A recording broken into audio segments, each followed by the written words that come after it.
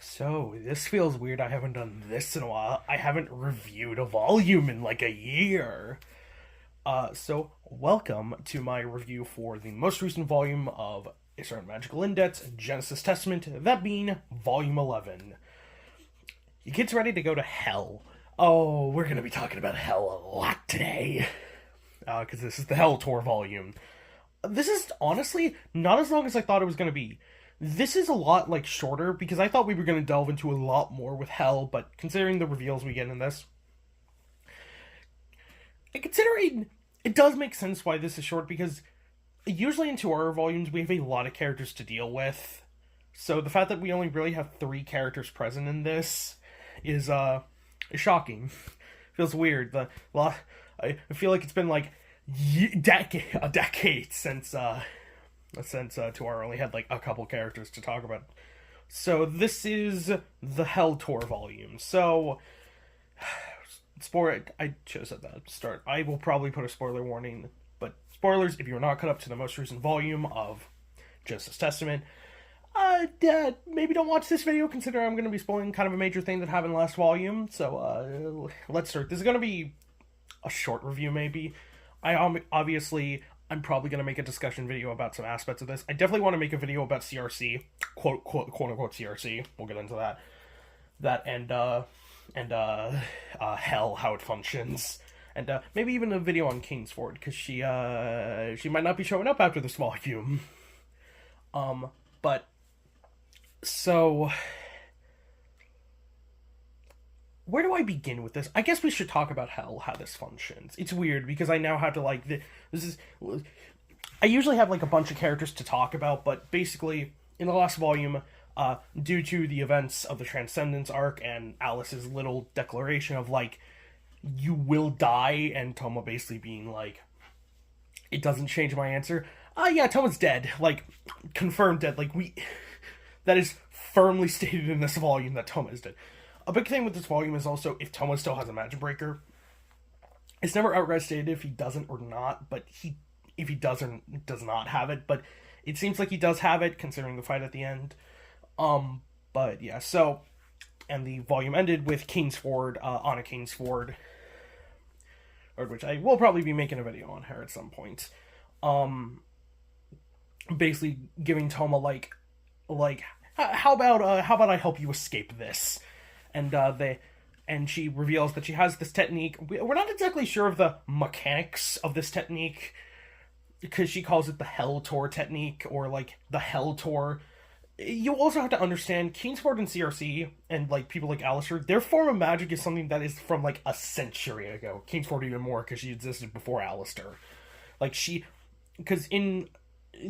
done a little research because Kingsford, like a lot of the members of the Golden Dawn, is based on a real person, and I believe in real life she was the teacher of Westcott, Mathers, and Woodman, which, funny enough, we get their names stated in this volume, but Kamachi still does not name drop Woodman, which is so funny to me.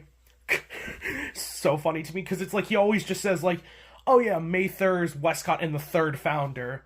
Makes me think that's going to be a reveal for later, but who knows. Which is funny, because if you watch Data Live, there's a couple characters in that are also named that. So, how's this end? They enter into what is seemingly hell. We'll get into that. And they see CRC. A lot of this volume is how the mechanics of hell work. Toma's little relationship with Kingsford, she's kind of funny. They make a lot of jokes about her tits. But considering Himura designed her in a quote-unquote racing swimsuit, yeah, that's inevitable. And, Kamachi's got a joke about it somewhat. So, we also touch... So, it's some interesting inner dialogue from Toma before they get into hell proper is he does use the word phase, so... And we do vaguely know that hell is a phase from other things, like, I just did a video on Gremlin, which, by the way, thank you for the support on that video. That video did way better than I thought it was going to do. I believe they mentioned Yomi and some other hells in there, but but we are aware that like each like because of how the phases work, I'm gonna have to do a video on the phases eventually. How the phases of reality work is like, yeah, each religion has a phase, and but they also probably have like an underworld for that. Like, you know, Aztec mythology has their equivalent of the underworld. I've been doing some research into Aztec mythology recently, so there's that. You know, Shinto belief has Yomi. Obviously, Greek belief has Hades, Tartarus, all that. But then you have the Christian hell, which a lot of this volume focuses on the Christian and Greek hell. And they do make a point to notice that this isn't the only hell that exists, because CRC and Kingsford are European. They are Western magicians. So their idea of hell is like hell as in the Bible, what the Bible talks about hell. A lot of Dante's Inferno. A lot of Dante's Inferno. Oh, in this one. You know, the hell that is found within, like, John Milton's Paradise Lost and all that, and the Divine Comedy and all that. So, yeah, so they enter hell. The first thing they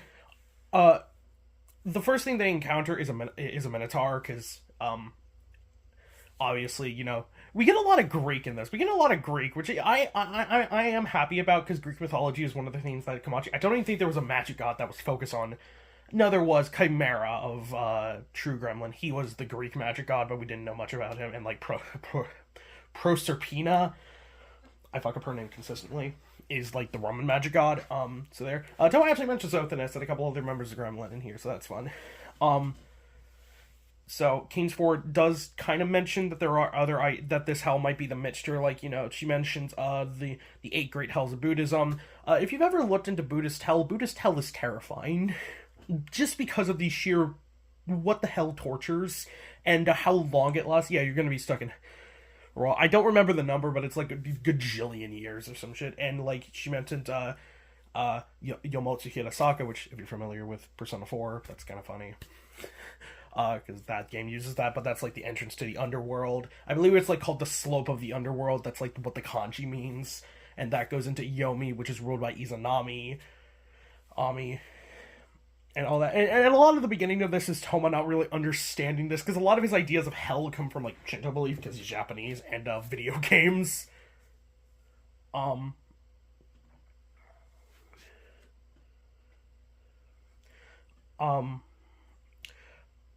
They do kind of go on to mention there is some talk of God, which I will touch on that, but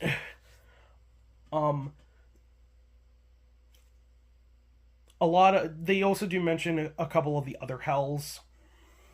Like they mention Tartarus. They oddly mention Niflheim, which I feel like is a mistranslation, because I feel like why would you not mention, you know, Helheim, which is more so what fits the standard definition of hell. Yeah, 8 great hell, because it's this idea that every religion has some form of a hell, a realm where the dead go. You know, you have Helheim, as I mentioned, Helheim within Norse mythology, and all that. So she does use phases, and something that she does say in this, we get some more understanding, because our understanding of phases is still pretty limited due to what Alistair's whole plan is, what the magic gods want, all that. So they do mention it's like phases on top of the physical world. So yeah.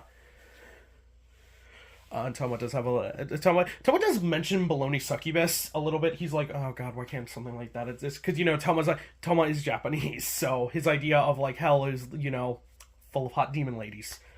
Or oddly, he mentions a tiny silver-haired and horned goth demon. Just makes me think he's thinking of Alistair when he was female. Well, he's still female because he's in Laura's body, but he does actually mention Baloney Succubus, and it's like, if she's like, because because he mentions that, like, yeah, all the Transcendence cosplays are gods and demons, so theoretically a Baloney Succubus, like, a version of that, like a succubus exists. Though, to be fair, from what we know, Baloney Succubus is actually based on a real myth, or at least a myth that there was, like, something in Baloney. I'm gonna do a video on the Transcendence at some point, because I like the Transcendence. They're a goofy little group, and I think a lot of people don't like them. But Kingsford, she does correct Toma and basically goes on to say, it's like, you assume the Western hell is crawling with demons. Well, we don't know why Kingsford knows this, but, she basically says, like, hell, in truth, hell is managed by, like, angels, like Uriel, Kushiel, Anafiel, and Mastema. I'm familiar with Mastema and Uriel. I feel like I've heard the other two before. And something Kingsford mentions here, which could be telling for the future, is that she mentions that God is omniscient and omnipotent, which is something that of course, I would take this statement with a grain of salt, because Kingsford is European. She was born, I believe she was British. So she probably grew up a lot with Christian mythos and like the whole belief that there is one true God and like his plan is the whole world. But as we've seen in the Torahverse, that might not be the case, considering we know for a fact other religions exist and they have power because of the magic gods. So Toma has a good character moment here, because Toma kind of is in his headspace, and he's kind of like, he thought he was like it. He's kind of wondering, does he even want to return? Because he thought he just determined himself. He just steeled himself, and is like, I'm going to save Alice no matter what. No matter what, and if I die, I die. That's that. But he kind of, after seeing some images, like he sees an image of it, because this version of hell, it shows you like images of your past and such, and like the people who care about, like, we see images of like Indets and Misaka being sad about his death, not Shokuho, which I guess makes sense because Toma doesn't remember her. His class kind of mourning, and Alice being depressed that I killed teacher, that she killed Toma, and Toma kind of has this realization of, I want to return, because this isn't what I wanted. Because there's this idea that Toma is a very selfless person, that he is willing to sacrifice his own life to save people, even if it, as many times as it's been said, I believe in Kamaji's own words, Kamijo Toma is a sad boy in that way. But at the same time, he doesn't ask for anything, but he goes through so much trouble. He gets the shit beat out of him, his arm ripped off, beat to a pulp, but at the end of the day, he doesn't complain, because it's like, that's what he wants, because a lot of Toma's core is that he wants to just be with his friends. He wants to be with Indets, and that's what he steels himself to.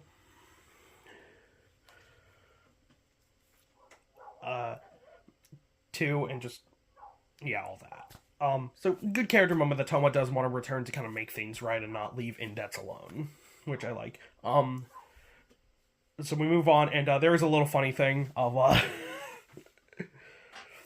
CRC mentioned something about Crowley, and Toma just has this line of, who the hell let that guy be in charge of Academy City? Yeah, right. And I mean, Celery is probably a better boss, maybe. I'm not really sure yet. So we get the truth of CRC, or as his name is, I'm gonna look for this so I don't fuck this up. Johann Valentin Andrea, or Johann. Basically, this volume goes to explain how Rosicrucianism started, what caused the birth of CRC, Christian Rosencreuz, and all that. And we basically get, as this hell to show you the past, Kingsford kind of does go explain. It's like, okay, so during the 17th century, 1602, which does track,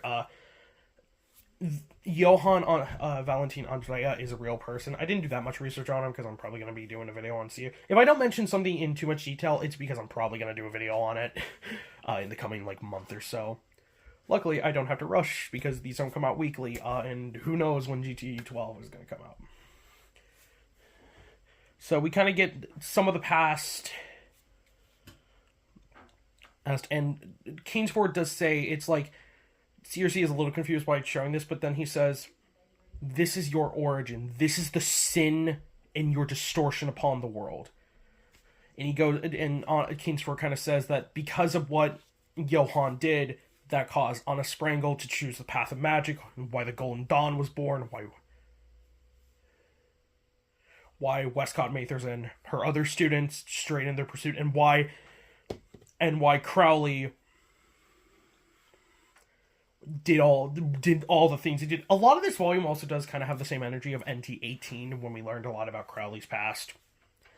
And finally, the thing she mentions is like, we don't get an answer to this still, but why some unknown person created Alice Another Bible without Crowley noticing.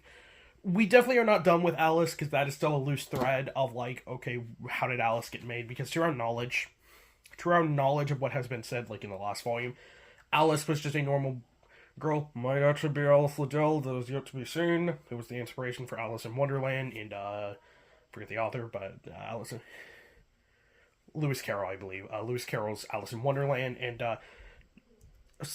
because they took this girl and turned her into a transcendent somehow, because we know both her and Anna are irregular transcendents. Another comparison between the two of them is they both have like a child form and an adult form, which is kind of mysterious because it is weird, besides, the fact that anime is anime.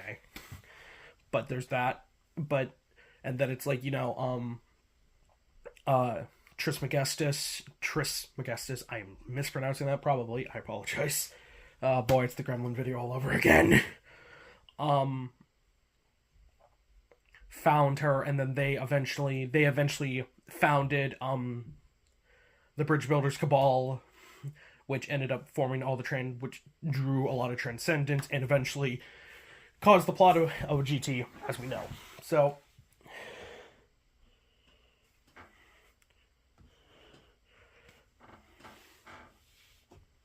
a lot of this, what we get about this past is Johann went to this school, and he kind of like, because this was the Renaissance, he wanted to form his own religion, I guess, and this is the religion of the Rose and the Cross. But then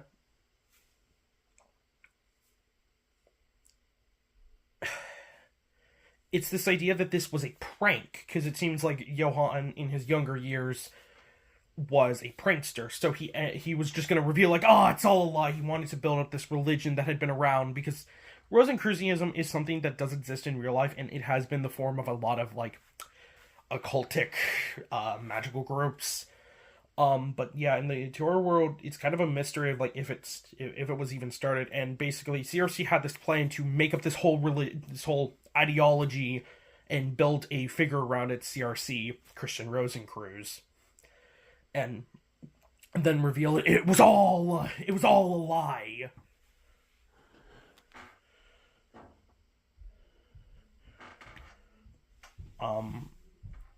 And it's this idea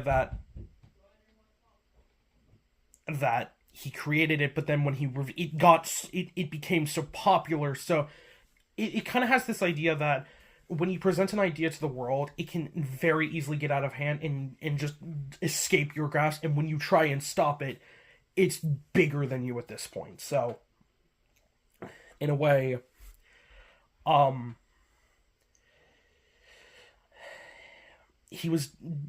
Johann was defeated by Christian Rosencreuz, CRC, and his own reality was stolen from him. And one line that I like is he had invented it, but he was labeled the liar. It's kind of this idea that Johann became what we know of CRC to destroy it. So kind of this idea that maybe he wanted to let Toma kill him, but there's still this idea that he wanted to kill people like Anna, or destroy people like Anna, because they are still propagating the legend of it. In all this. Fun little thing, they do encounter some other random creatures. They don't go too much into this, but they encounter Cerberus, who is the guard dog of Hades in Greek mythology. He does actually exist in Dante's Inferno, because Dante, I believe he lived during the 1600s, like the Renaissance era, so he was influenced by like Roman and Greek mythology. So yeah, but his interpretation of Cerberus was, I believe in the myth. I believe in the Divine Comedy, it's like a giant fucking worm that eats sinners. Yeah, it's weird. And then they encounter Nitz, who was really attractive. But yeah, Nitz is a goddess of the night. If you play Persona 4, you know all of it. No, Persona 3. I fucked that up. That's the second time I mentioned Persona in this video. Until I've been in the mood. I might do a video on Persona at some point, I don't know. But, you know, Nitz is the Greek goddess of the night. And she's depicted in a lot of forms, but she's typically depicted as, like, a woman with exceedingly long black hair. So they mentioned that, and both their designs are pretty cool. The Cerberus design is pretty standard, but I actually do like this Nitz design a lot. It's, like, eldritch creepy, but it works. So Toma mentions Marion.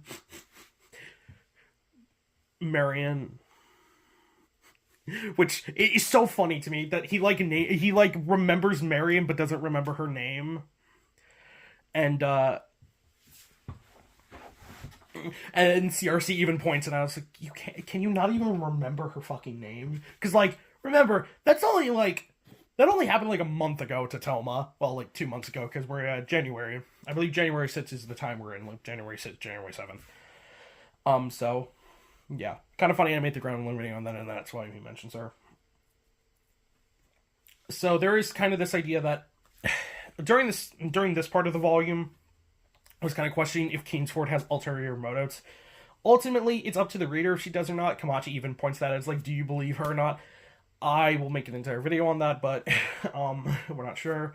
But they are reaching the bottom of hell, which in Dante's Inferno is Colcutus, the frozen river with Lucifer at the middle. And they say it's like, yeah, we're approaching the bottom of hell, Colcutus. And Toma does have a funny line of is that usually a kind of ice magic or a magic sword, which, yeah, in a lot of pieces of fiction, in a lot of, like, manga and anime, Colcutus is used as a word, like, what's some examples I can think of? I believe it's a skill in SMT, some demons have it. Obviously, like, something like Overlord of Colcutus is, named after it directly, because he's an ice bug. But Rosencrantz just goes, where do modern people find the term? Why do they find this term in, like, entertainment? And he goes on to say, like, that Colcutus is the name of the bottom level of hell in Dante's Inferno, and it's divided into 4 rings: Cana, Antenora, Ptolemy, and Judica, which are all, like, versions of sinners. And each are named after, like, a traitor in history. Cana is after the biblical Cain, who is the traitor to blood relatives. Antenora is... This is the only one I'm not familiar with, which is Antenor from the Iliad, who it's traitors to country. Then Ptolemy is named after Ptolemy, the governor of Jericho, who murdered his guests. And so, traitors of guests. And then finally, the most obvious, Judica, Judas Iscariot, traitors to masters and benefits, and benefactors. And then they go on to say it's like, in the middle is the king of demons, who in his 3 mouths has the 3 most sinful people in the world.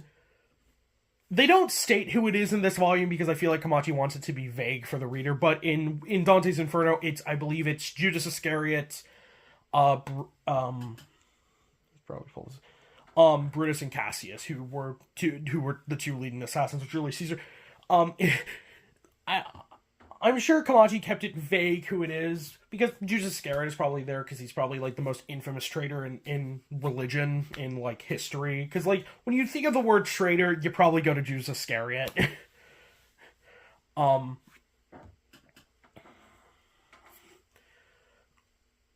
yeah.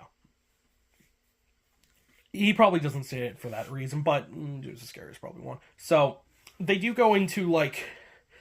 Kingsford does say, like, yeah, that's the king of demons, or rather, the king of hell. And she is kind of in the middle. She does go, it's like, okay, some call him Satan, some say Beelzebub, and some Lucifer. Because it's this idea that who is the demon king in hell is up for debate. You could say it's Lucifer. You could say it's Beelzebub, because Beelzebub is sometimes used interchangeably as a name for the devil.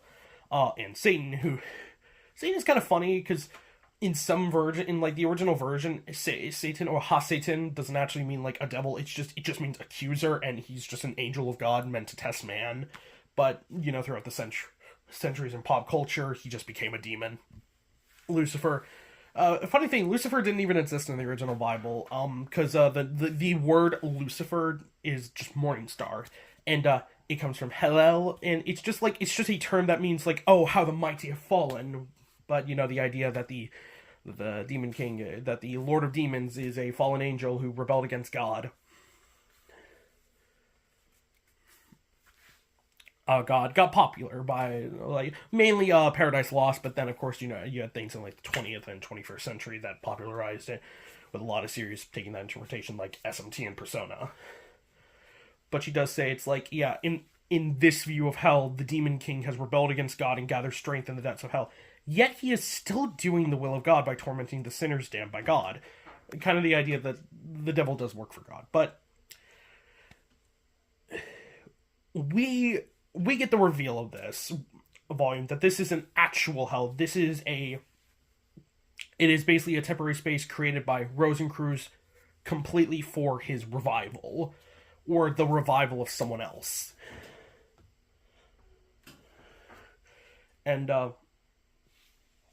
Kainsford kind of goes on, as this is revealed, she kind of goes, it's like, no matter how powerful we are magicians who have already died.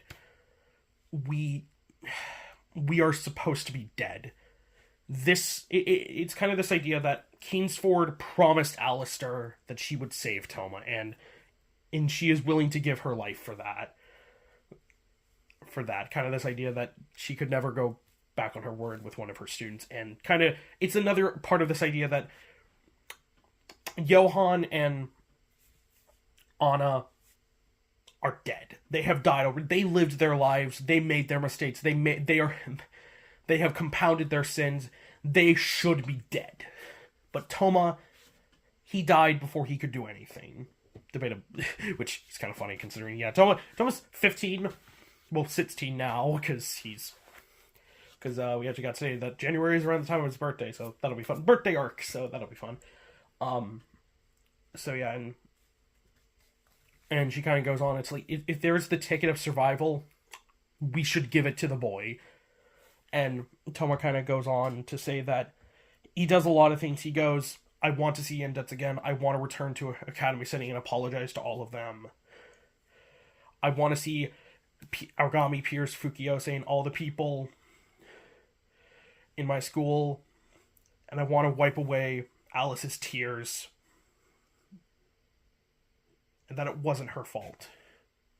But he also does say, it's like, that's not, my reasons aren't better than CRC, because CRC wants to return to fully just destroy Rosencruzianism and just destroy it off the face of the earth and then die. So yeah. It's also this idea, this is when he realizes Imagine Breaker is returned to him.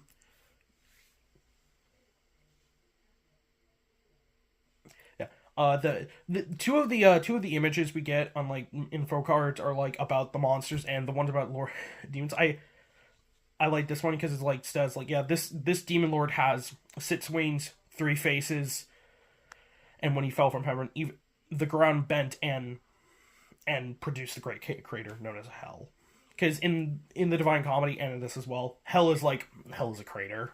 It's like a funnel downwards. So yeah. So they fight, and then they both kind of have both Kainsford. The like false hell kind of crumples as Toma runs back up to life, and they both are like, well, we're falling into hell. Live a happy life, Kamijo Toma. Kind of just the idea that like they both have kind of made peace with the whole fact of like, yeah, we're dead. And real hell, what is it gonna look like? We probably will never find out. I kind of figured that Kamachi was not going to delve into what hell actually was, because then he would have to make that canon of like what hell actually was. So yeah, but we do have the idea that there is more than one hell. It depends on your religion. The end of this, because we get another ending scene. We don't get an ending scene where Toma returns. He seemingly is back to life, but we will see because he runs back up to life. So we'll see in the next volume if he's alive or not. And we get a last scene with Heaven Canceller where they were stitching Toma's body back together, and he kind of laments that it's like, he goes, I couldn't bear to give up on Toma or give up on him. And the other doctor kind of says it's like, it's not your fault, and that is the end of the volume. And the end of this little Hell Tour arc, seemingly. It was a good volume. I liked this. This may be scattershot. I had a lot to talk about. I will probably be making 2 videos about this. One about CRC and Anna together, because I probably will do a separate video on both of them in the future. And I want to do a video on like the mechanics of Hell and everything that's referenced in this volume. So yeah, kind of funny. I said this before. Kind of funny how Kubo in the Bleach author, he was doing his Hell arc, and we've only got 1 chapter of that, and Komachi just sat down and said, fuck it, I might as well do my own. So, yeah, how did you like this volume? Did you think it was a good volume? What are your expectations for the Nets? I will probably do a video in the future about my expectations for the Nets volume, but I thought this was going to be a short review. This is 30 minutes. I'm tacking. I should not talk. But if you like this video, like, comment, and subscribe, and do all that stuff. I want to hit 100. I usually do not say a goal, but I want to try and hit 100 by the end of the year. Maybe that Gremlin video gave me false hope, but I'm like, I feel like I can hit 100 by the end of the year. So let's try and make that happen. And I don't know what video I'm going to do next, but I hope to see you on next time. This will be Neo, signing out.